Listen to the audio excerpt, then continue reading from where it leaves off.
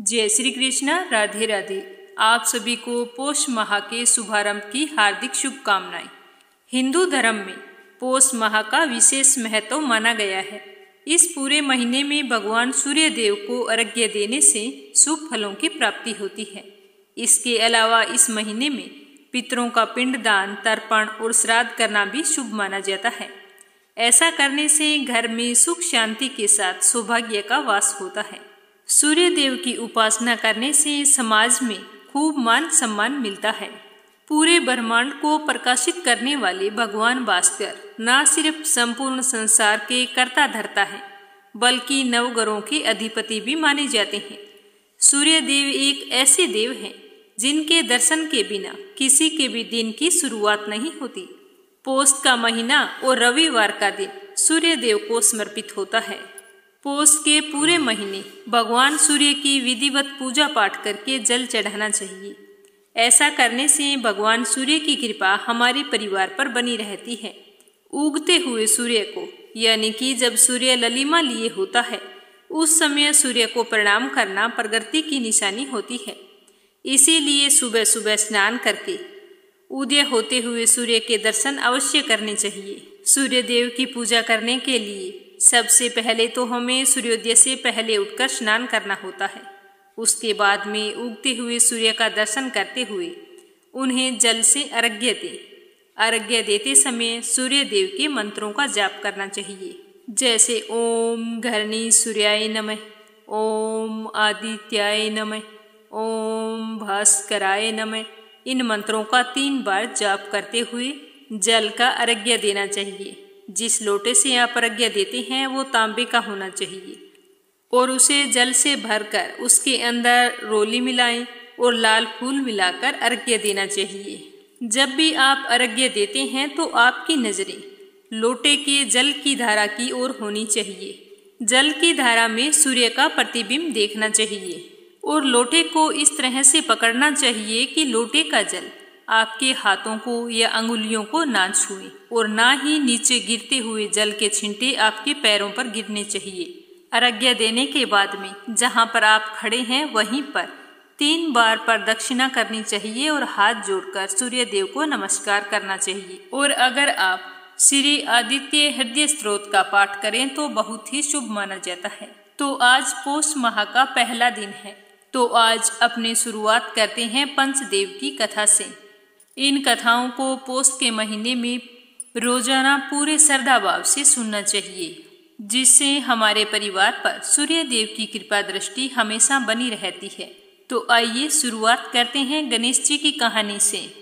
गणेश जी रिद्धि सिद्धि के दाता और विघ्न विनाशक देवता है, जो पूजा अर्चना से प्रसन्न होकर अपने भक्त की हर बाधा को दूर करके सुख सौभाग्य और धन धान्य के भंडार भर देते हैं। तो शुरू करते हैं गणेश भगवान की कथा। कमेंट बॉक्स में जय हो गणेश भगवान की अवश्य लिखना।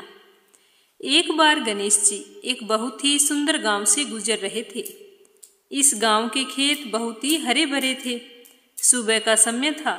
ठंडी हवा का आनंद लेते हुए गणेश जी मूषक पर सवार होकर चले जा रहे थे। जैसे ही वो गेहूं के खेत में से जाने लगे तो उन्होंने एक गेहूं की बाली को तोड़ लिया, लेकिन उसे तोड़ते ही गणेश जी को पछतावा होने लगा कि उन्होंने चोरी कर ली और चोरी करना पाप है। चोरी का दोष मेरे माथे लग गया है, अब मैं इस कलंक को कैसे दूर करूंगा। फिर गणेश जी ने देखा कि वे गेहूं के 12 दाने थे, तो उस गेहूं के खेत के मालिक की खोज करने लगे और ढूंढते हुए उसके घर तक पहुंच गए। वह एक सेठ जी का खेत था। तो गणेश जी वहां जाकर सेठ जी से कहने लगे कि सेठ जी मुझे काम पर रख लो। तो सेठ जी को उस समय एक बालक की जरूरत थी, तो उन्होंने गणेश जी को काम पर रख लिया। अब तो गणेश जी रोजाना सुबह से लेकर शाम तक सेठ जी के काम में हाथ बटाने लगे। ऐसा करते करते कई दिन बीत गए। एक दिन गणेश जी ने देखा कि सेठानी जी राख से हाथ धो रही है, तो गणेश जी ने भागकर सेठानी का हाथ पकड़ लिया और मिट्टी से हाथ धुलवा दिया। यह देखकर सेठानी को बहुत ही गुस्सा आया और उन्होंने जाकर सेठ जी से शिकायत कर दी कि आपने ऐसा कैसा लड़का काम पर रखा है जिसे बिल्कुल भी तमीज नहीं है। उसने आज मेरा हाथ पकड़ लिया। तो तो सेठ जी को यह सुनकर बहुत ही गुस्सा आया और गणेश जी को पुकारा। तो गणेश जी आवाज सुनकर दौड़कर सेठ जी के पास आए और पूछने लगे कि सेठ जी क्या बात है। तो सेठ जी कहने लगे कि तुमने सेठानी का हाथ क्यों पकड़ा। तो गणेश जी ने कहा कि सेठ जी मैंने हाथ नहीं पकड़ा, मैंने तो बस यही कहा था कि राख से हाथ मत धो। अगर हम राख से हाथ धोते हैं तो हमारे घर की लक्ष्मी हमसे नाराज होकर चली जाती है और मिट्टी से हाथ धोते हैं तो लक्ष्मी लौट आती है। तो सेठ जी सोचने लगे कि गणेश जी बात तो ठीक कर रहा है। तो सेठ जी ने गणेश जी को कुछ भी नहीं कहा। ऐसा करते करते कई दिन और बीत गए। थोड़े दिनों बाद कुंभ का मेला आया। तो सेठ जी बोले कि गणेश मुझे तो घर पर बहुत ज्यादा काम है, तुम ऐसा करो सेठानी को कुंभ के मेले में स्नान करवा के लेके आओ। तो गणेश जी ने कहा कि ठीक है और वो सेठ जी की आज्ञा मानकर सेठानी को लेकर कुंभ के मेले में चले गए। वहां जाकर गणेश जी ने देखा कि सेठानी तो किनारे पर बैठकर नहा रही थी, धीरे धीरे पानी डाल रही थी। तो गणेश जी से रहा नहीं गया। गणेश जी ने जाकर उनका हाथ पकड़ा और पानी में आगे ले गई। सेठानी तो डर गई और कहने लगी कि गणेशिया तुम ये क्या कर रहे हो। लेकिन गणेश जी ने तो सेठानी की एक नहीं सुनी और आगे ले जाकर गहरे पानी में डुबकी लगवाकर घर ले आई। तो घर आकर सेठानी ने गुस्से में सेठ से कहा कि गणेश ने आज तो मेरी इज्जत ही नहीं रखी। इतने सारे लोग थे, उनके बीच में मुझे घसीट कर आगे पानी में ले गई और वहां डुबकी लगवाकर बाहर ले आई। तब सेठ जी ने कहा कि गणेश जी तुमने ऐसा क्यों किया। तो गणेश जी ने कहा कि सेठ जी सेठानी तो किनारे पर बैठकर गंदे पानी से स्नान कर रही थी, इसीलिए मैं इन्हें आगे ले जाकर अच्छे पानी में डुबकी लगवा कर लाया हूँ। ऐसा करने से इन्हें अगले जन्म में बहुत बड़े राजा और राजपाट मिलेगा। तो सेठ जी सोचने लगे कि गणेश ठीक कह रहा है, इसमें इसकी कोई गलती नहीं है। तो उन्होंने सेठानी से कहा कि कोई बात नहीं, गणेश ने तो समझदारी का काम किया है, तुम तो यूं ही गणेश से नाराज हो रही हो। तो कुछ दिनों बाद में घर में एक पूजा पाठ रखी गई। तो जिस समय हवन हो रहा था तो सेठ जी ने गणेश जी से कहा कि जाओ सेठानी को बुलाकर लेकर आओ। तो गणेश जी जैसे ही सेठानी को बुलाने के लिए गए तो सेठानी तो काली चुनरी ओढ़कर तैयार होकर गणेश के साथ चलने लगे। तो गणेश जी ने तो काली चुनरी फाड़ दी और कहा कि लाल चुनरी ओढ़ के चलो। तो सेठानी गणेश जी का यह व्यवहार देखकर नाराज होकर सो गई। हवन शुरू होने वाला था और सेठ जी सेठानी की राह देख रहे थे। सोचने लगे कि बहुत देर हो गई, क्या पता गणेश जी ने जाकर बोला या नहीं। ऐसा सोचते सोचते सेठ जी वहां से खड़े हो गए और सेठानी को बुलाने के लिए अंदर चली गई। अंदर जाकर देखते हैं कि सेठानी तो नाराज होकर सोई हुई थी। तो सेठ जी ने पूछा कि क्या बात है, हवन हो रहा है, क्या तुम हवन में नहीं आओगी, मैंने गणेश को भेजा था। तो सेठानी कहने लगी कि गणेश ने तो मेरी चुनरी फाड़ दी और अब मैं हवन में नहीं बैठूंगी। तो सेठ जी ने जैसे ही इस बात को सुना तो बहुत ही गुस्सा आया और कहा कि तुमने सेठानी की चुनरी फाड़ दी, ये तो बिल्कुल ही सही बात नहीं है, तुमने ऐसा क्यों किया। तो गणेश जी कहने लगे कि सेठ जी पूजा पाठ में काला वस्त्र नहीं पहना जाता, अशुभ होता है, इसीलिए मैंने तो सेठानी को सिर्फ लाल चुनरी ओढ़कर चलने को कहा था। काला वस्त्र पहनने से कोई भी शुभ काम सफल नहीं होता। तो सेठ जी तो फिर सोचने लगे कि गणेश जी है तो समझदार, तो उन्होंने गणेश जी को कुछ भी नहीं कहा। ऐसा करते करते कई दिनों बाद सेठ जी ने घर पर गणेश जी की पूजा रखवाई। तो पंडित जी आए और पूजा करने लगे तो बोले कि मैं तो गणेश जी की मूर्ति लाना ही भूल गया हूँ, अब क्या करेंगे। तो गणेश जी बोला कि मेरे को मूर्ति बनाकर विराजमान कर लो, आपके सारे काम सफल हो जाएंगे। तो यह बात सुनकर सेठ जी को बहुत ही गुस्सा आया और वो बोले कि अब तक तो ठीक था, जो तुम सेठानी के साथ मजाक करते थे, आज तो तूने हद ही कर दी, मेरे से भी मजाक करने लगे। तो गणेश जी कहने लगा कि मैं मजाक नहीं कर रहा हूँ, मैं तो सच कह रहा हूँ। ऐसा कहते हुए गणेश जी ने अपना असली रूप धारण कर लिया और पूजा पाठ शुरू हो गई। सारी पूजा पाठ होते ही गणेश जी तो वहां से अंतर्ध्यान हो गए। सेठ और सेठानी को बहुत ही धोखा हुआ और वो कहने लगे कि हमारे पास 12 सालों से गणेश जी रह रहे थे और हमने उनसे ना जाने कौन कौन से काम करवाए थे, हमें तो इसका दोष लगेगा। यह सोच सोचकर सेठ और सेठानी बहुत ही दुखी हो रहे थे। तो उसी रात गणेश जी ने सपने में आकर सेठ जी से कहा कि सेठ जी, आपको कोई दोष नहीं लगेगा। मैंने आपके खेत से 12 दाने अनाज के तोड़ लिए थे। मैं तो उसी का दोष उतारने के लिए आपके यहाँ पर काम के लिए रुका था। तुम्हें चिंता करने की कोई जरूरत नहीं है। ऐसा कहकर भगवान गणेश सेठ जी के सपने से अंतर्ध्यान हो गए। सुबह उठकर सेठ और सेठानी ने देखा कि उनके तो यहाँ करोड़ों की माया हो गई। घर में अन्न धन के भंडार भर गए और फिर गणेश जी की कृपा से सेठ और सेठानी पुत्रवान हो गए। जीवन के समस्त सुखों को भोगते हुए अंत में बैकुंठ लोक को गए। हे गणेश जी भगवान, जैसा आपने सेठ और सेठानी को दिया वैसा सबको देना। कहानी कहने वाले को, कहानी सुनने वाले को और हुंकारा देने वाले को, सारे परिवार को देना। जय हो गणेश भगवान की। अगली कहानी सुनेंगे सूर्य देवता की। एक ब्राह्मण था, वह सूर्य भगवान का परम भक्त था। रोजाना नहाता धोता, कहानी कहता और सूर्य देव की पूजा करता। पर वह ब्राह्मण कमाई के नाम पर कुछ भी नहीं करता था। ब्राह्मण घर में रहता तो ब्राह्मणी बार बार कमाने के लिए परेशान करती और अगर कहीं बाहर जाता तो अड़ोसी पड़ोसी उसे निकम्मा कहकर चिढ़ाया करते थे। तो उन सब के ताने सुन सुनकर वह ब्राह्मण परेशान हो गया और एक दिन वह सुबह नहा धोकर अपने पूजन की सामग्री लेकर जंगल में चला गया और वहां पर एक सूखे पीपल के पेड़ के नीचे बैठकर पूजा पाठ करने लगा। पूजा पाठ करने के बाद में सूर्य भगवान की कथा कही और वहीं पीपल के पास एक सूखा तालाब भी था, उसमें थोड़ा सा पानी था। तो वो उसी पानी से लोटा भरकर सूर्य भगवान को जल चढ़ाया। जैसे ही ब्राह्मण ने सूर्य देव को जल चढ़ाया तो वह पूजा का जल बहकर पीपल और सूखी तलाई में आ गया। जल के वहां जाते ही सूखा हुआ पीपल हरा भरा हो गया और सूखी जो तलाई थी वो साफ पानी से भर गई। उस जल में सूर्य भगवान दिखाई देने लगे और ब्राह्मण से कहने लगे कि ब्राह्मण, तू मांग, क्या मांगता है। तो ब्राह्मण ने यह सुना तो वह तो डर गया और सोचने लगा कि पीपल में लगता है कोई भूत रहता है। रोज जब वह पूजा करता तो उसे वही आवाज आती। तो सुन सुनकर चिंता के कारण वह ब्राह्मण तो बिल्कुल ही दुबला पतला हो गया। तो एक दिन ब्राह्मणी ने सोचा कि ब्राह्मण को गए हुए कितने दिन हो गए, चलो आज जाकर उनकी खोज खबर लेकर आती हूँ। तो यह सोचकर ब्राह्मणी भी जंगल में आई।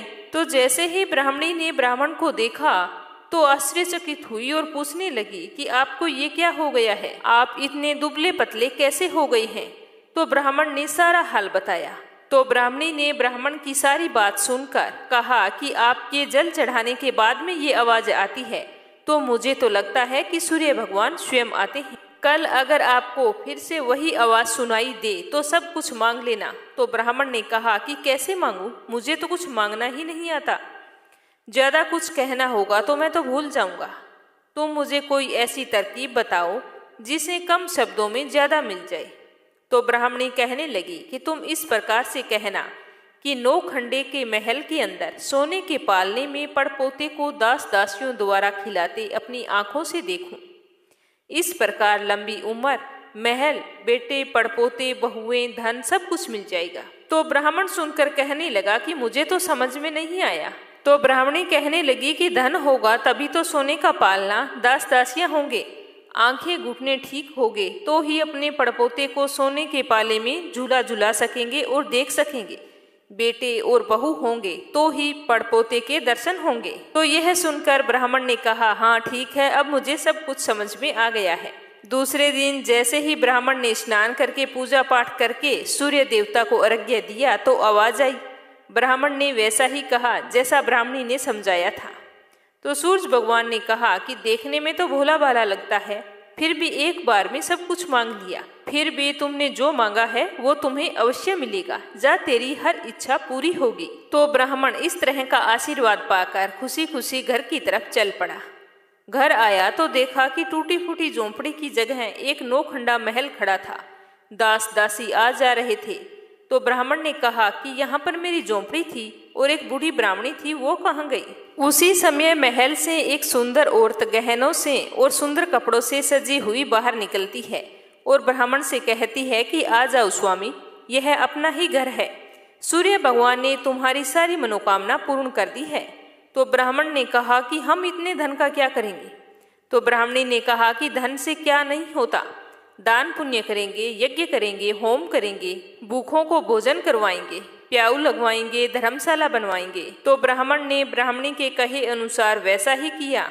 अब थोड़े ही समय में सारी प्रजा राजा की जगह उस ब्राह्मण के गुणगान करने लगे। जब यह बात राजा तक पहुंची तो राजा ने सुनकर उस ब्राह्मण को बुलाया और पूछा कि कल तक तो आपको खाना भी नहीं मिलता था, आज ये धन कहाँ से आया, कहाँ पे चोरी की है, डाका डाला है, क्या कुछ किया है, मुझे सब कुछ सच सच बताओ। तो ब्राह्मण ने कहा कि महाराज, मैंने ना तो चोरी की है और ना ही डाका डाला है, ये तो सब सूर्य भगवान की कृपा से मुझे प्राप्त हुआ है। यह कहकर ब्राह्मण ने सारी बात राजा को बता दी। तो राजा ने कहा कि हे ब्राह्मण देवता, मेरे पुत्र नहीं है, अब तुम मुझे बताओ कि मुझे क्या करना चाहिए। तो ब्राह्मण ने राजा को सूर्य भगवान की पूजा विधि बताई। तो राजा ने वैसा ही किया। तो राजा के घर 10वें महीने सुंदर पुत्र ने जन्म लिया। अब तो सारे लोग सूर्य भगवान की जय जयकार करने लगे। हे सूर्य भगवान, जैसे आपने ब्राह्मण और राजा की मनोकामना पूर्ण की, वैसी सबकी करना। कहानी कहने वाले की, कहानी सुनने वाले की और हुंकारा भरने वाले की। बोलो सूर्य देवता की जय हो। अगली कहानी भगवान विष्णु की। पौराणिक कथाओं के अनुसार एक बार भगवान विष्णु देवादिदेव महादेव का पूजन करने की सोच रहे थे। तो वो पूजन करने के लिए काशी आई। वहाँ मणिकर्णिका घाट पर स्नान किया। स्नान करने के पश्चात उन्होंने 1000 स्वर्ण कमल पुष्पों से भगवान विश्वनाथ के पूजन का संकल्प किया और फिर भगवान भोले शंकर की पूजा शुरू कर दी। जब वे पूजन करने लगे तो भगवान भोलेनाथ ने सोचा कि क्यों ना आज विष्णु जी की परीक्षा ली जाए। तो ऐसा सोचकर भोले शंकर ने उनकी पूजा में से एक कमल का पुष्प कम कर दिया। अब भगवान श्री हरि को पूजन पूर्ति के लिए 1000 कमल पुष्प चढ़ाने थे, ये उनका संकल्प था। जैसे ही वो फूलों को चढ़ाने लगे तो फूल तो सारे 999 हुए। तो यह देखकर विष्णु जी को चिंता हुई। वो इधर उधर उस फूल को ढूंढने लगे, लेकिन उन्हें कहीं पर भी फूल नहीं मिला। तो वो सोचने लगे कि अगर मैंने 1000 फूल नहीं चढ़ाए तो मेरी पूजा तो व्यर्थ ही जाएगी, क्योंकि मैंने तो 1000 फूलों का संकल्प लिया है। अब मैं 1000 पुष्प कहाँ से पूर्ण करूं? ऐसा सोचते सोचते श्री हरि विष्णु ने सोचा कि मेरी आंखें भी तो कमल के समान हैं, तभी तो मुझे कमल नयन और पुंडरीकाक्ष कहा जाता है। तो यह विचार करते हुए भगवान श्री हरि विष्णु मन ही मन बहुत ही प्रसन्न हुए और जैसे ही अपनी कमल समान आंखें चढ़ाने के लिए तत्पर हुए तो उसी समय भोले शंकर वहां पर प्रकट हो गए। विष्णु जी की इस अगाध भक्ति से प्रसन्न होकर देवादिदेव महादेव प्रकट होकर बोले कि हे विष्णु, तुम्हारे समान संसार में मेरा दूसरा कोई भक्त नहीं है। मैं तुम्हारी भक्ति और तपस्या से अत्यंत प्रसन्न हुआ हूँ। आज कार्तिक माह के शुक्ल पक्ष की चतुर्दशी तिथि है। आज के बाद इस तिथि को बैकुंठ चतुर्दशी के नाम से जाना जाएगा और इस दिन जो श्रद्धा पूर्वक व्रत रखकर आपका पूजन करेगा उसे बैकुंठ लोक की प्राप्ति होगी। ये मैं वरदान देता हूँ। यह कहकर भगवान शिव ने इसी बैकुंठ चतुर्दशी को करोड़ों सूर्यों की कांति के समान वाला सुदर्शन चक्र विष्णु जी को प्रदान किया। शिव जी तथा विष्णु जी कहते हैं कि इस दिन स्वर्ग के द्वार खुले रहेंगे और इस दिन मृत्यु लोक में रहने वाला कोई भी व्यक्ति इस व्रत को करता है, कथा सुनता है, तो वह अपना स्थान बैकुंठ धाम में सुनिश्चित करता है। अब सुनते हैं लक्ष्मी माता की कहानी। पौराणिक कथा के अनुसार एक साहूकार रहता था। उसके एक बेटी थी। वो प्रतिदिन पीपल के पेड़ पर जल चढ़ाने जाया करती थी। उसी पीपल के पेड़ पर लक्ष्मी जी का वास था। एक दिन लक्ष्मी माता ने प्रकट होकर साहूकार की बेटी से कहा कि तुम मेरी सहेली बन जाओ। तो उसने कहा कि मैं अपने पिताजी से पूछकर बताऊंगी। तो लक्ष्मी माता ने कहा कि ठीक है, कल तुम पूछ के आ जाना, मैं तुम्हें यहीं पर मिलूंगी। तो साहूकार की बेटी अपने घर गई और साहूकार से बोली कि पिताजी कि आज पीपल के पेड़ के पास मुझे एक महिला मिली थी। उसने मुझे कहा कि मुझे सहेली बना लो। तो मैंने कहा कि आपसे पूछकर बनाऊंगी। तो बाबा बताओ मैं उससे क्या कहूँ। तो साहूकार ने कहा कि हाँ हाँ क्यों नहीं बेटी, तुम उसे सहेली बना लो। तो उसने अपने बाबा के कहे अनुसार दूसरे दिन बड़े ही खुशीपूर्वक गई और जाकर सारी बात लक्ष्मी माता को बताई। फिर दोनों अच्छी सहेलियां बन गई। एक दिन लक्ष्मी माता ने कहा कि तू मेरे साथ मेरे घर पर चल, मैं तुम्हें भोजन करवाऊंगी। तो वह अपने बाबा से पूछकर लक्ष्मी माता के साथ उनके घर चली गई।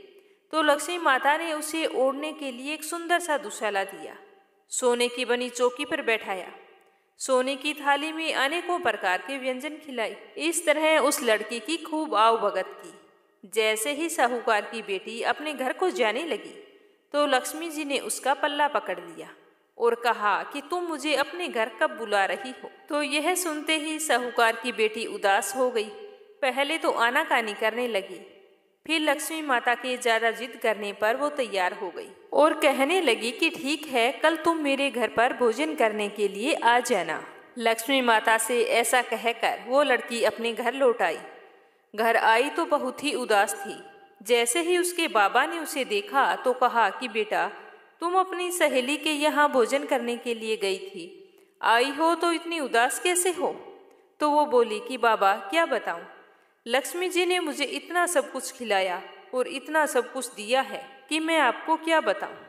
लेकिन वो तो कहती है कि मैं भी तुम्हारे घर पर भोजन करने के लिए आऊंगी। अब आप ही बताओ कि मैं किस तरह उनकी सेवा करूं। हमारे घर में तो उसकी अपेक्षा कुछ भी नहीं है। तो साहूकार ने कहा कि बेटा, जो कुछ है वही बना लेना, चिंता करने की कोई जरूरत नहीं है। किसी को भोजन करवाने के लिए मन में सच्ची श्रद्धा और प्रेम होना चाहिए।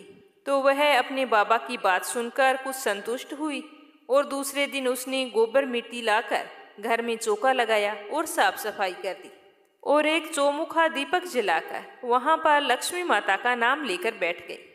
तभी एक चील किसी रानी का 9 लखा हार लेकर आई और उसके पास गिराकर चली गई।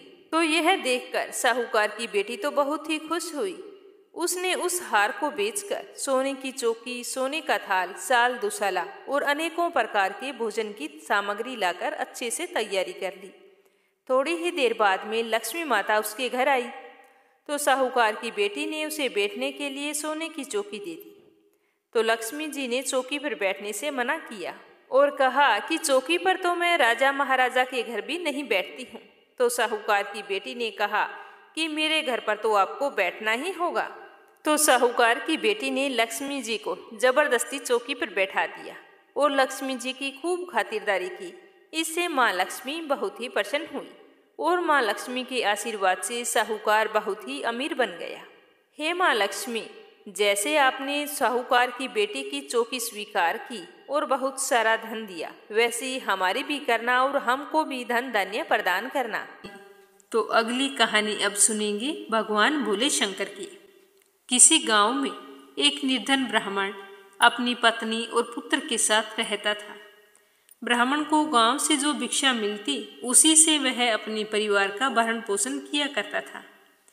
एक दिन ब्राह्मणी अपने पति से बोली कि मुझे अपनी कोई चिंता नहीं है स्वामी, मैं आपके साथ भूखी प्यासी रहकर भी अपना जीवन व्यतीत कर सकती हूँ, लेकिन मुझसे अपने बेटे की भूख प्यास नहीं देखी जाती। मैं इसे देखकर बहुत ही दुखी हो जाती हूँ।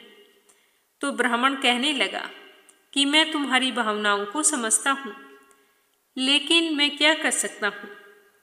भाग्य के लेख को विधाता भी नहीं बदल सकते हैं। हमारे भाग्य में निर्धन रहना ही लिखा है। तो ब्राह्मणी कहने लगी कि भाग्य भरोसे बैठे रहना मूर्खता है, इसके अलावा कुछ भी नहीं है। अगर इंसान कोशिश करे तो वह कर्म करके अपने भाग्य को बदल सकता है।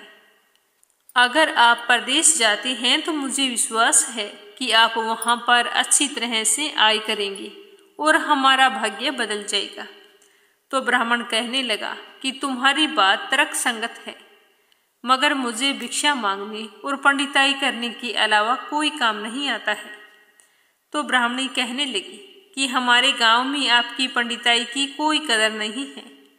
किसी दूसरे गांव या नगर में आपकी पंडिताई चल निकले तो हमारे बुरे दिन फिर जाएंगे।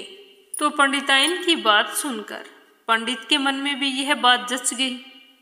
वह अपनी पत्नी की सलाह मानकर दूसरे नगर में पहुंच गया। उसका दुर्भाग्य वहीं पर घात लगाई बैठा था। नगर में उससे कोई टके शेरवाला भी पूछने के लिए नहीं मिला। हालातों को देखते हुए वह सोचने लगा कि इस नगर से तो उसका गांव ही अच्छा है। नगरवासी पूरे नास्तिक हैं, उसे भिक्षा तक देने को तैयार नहीं है। ये कैसा गांव है?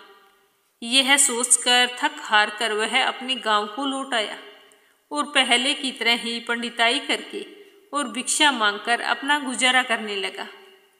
एक दिन वह भिक्षा मांगकर लौट रहा था, तभी उधर से भगवान शिव और माता पार्वती जी गुजरे। तो उस निर्धन ब्राह्मण की हालत देखकर माता पार्वती जी ने ब्राह्मण की ओर इशारा करते हुए भगवान शिव से कहा कि आप इस ब्राह्मण को देख रहे हैं स्वामी? तो शिव जी कहने लगे कि हाँ, मैं देख रहा हूँ, यह बहुत ही निर्धन और गरीब दुखी ब्राह्मण है। तो पार्वती जी कहने लगी कि आप उसके दुख का निवारण करें। एक तो ब्राह्मण, ऊपर से दरिद्र, मुझसे तो उसका दुख देखा नहीं जाता। तो शिव जी कहने लगे कि यह मृत्यु लोक है, यहाँ पर हर प्राणी किसी न किसी दुख से त्रस्त है। सब अपने अपने कर्मों का फल भोग रहे हैं, तुम किस किस का दुख दूर करोगी? तो पार्वती जी कहने लगी कि आप उस निर्धन ब्राह्मण को धनवान बना दीजिए, बस मेरा तो आपसे यही कहना है। तो पार्वती जी की बात सुनकर शिव जी कहने लगे कि पार्वती, वह भाग्यहीन है, उसके भाग्य में फटे पुराने कपड़े और रूखा सूखा भोजन ही लिखा है। मगर पार्वती जी तो अपनी जिद पर अड़ी रही। अंत में हार कर शिव जी को ही पार्वती की बात माननी पड़ी। उन्होंने उस रास्ते में, जिस रास्ते से ब्राह्मण जा रहा था, उसी रास्ते में एक सोने की ईंट डाल दी। अचानक ब्राह्मण को क्या सूझा, उसने सोचा कि वह आंख बंद करके कितनी दूर चल सकता है। यह सोचकर वह अपनी आंखें बंद करके चलने लगा और सोने की ईंट के बिल्कुल समीप से होकर गुजर गया। काफी दूर चले जाने के बाद में ही उसने अपनी आंखें खोली तो यह देखकर भगवान शिव मुस्कुराते हुए बोले कि हे पार्वती, हमने तो तुमसे पहले ही कहा था कि यह ब्राह्मण भाग्यहीन है। भाग्यहीन आदमी कभी भी धन प्राप्त नहीं कर सकता। तो इस तरह से बात करते हुए पार्वती जी और शिव जी दोनों कैलाश पर्वत पर लौट आए। लेकिन वहां पहुंचने पर भी पार्वती उस निर्धन ब्राह्मण के बारे में सोच रही थी। वह किसी न किसी तरह उस ब्राह्मण को देखना चाहती थी। पार्वती जी को उदास देखकर भगवान शिव ने पूछा कि पार्वती, क्या बात है, इतनी उदास क्यों हो? तो पार्वती ने भगवान शिव से निवेदन किया कि स्वामी, उस निर्धन ब्राह्मण का परिवार 3 सदस्यों का है, उनमें आप किसी एक को धनवान बना दे। अगर आप ऐसा करते हैं तो उस गरीब परिवार की गरीबी मिट जाएगी। आप उन तीनों को एक एक वरदान दे।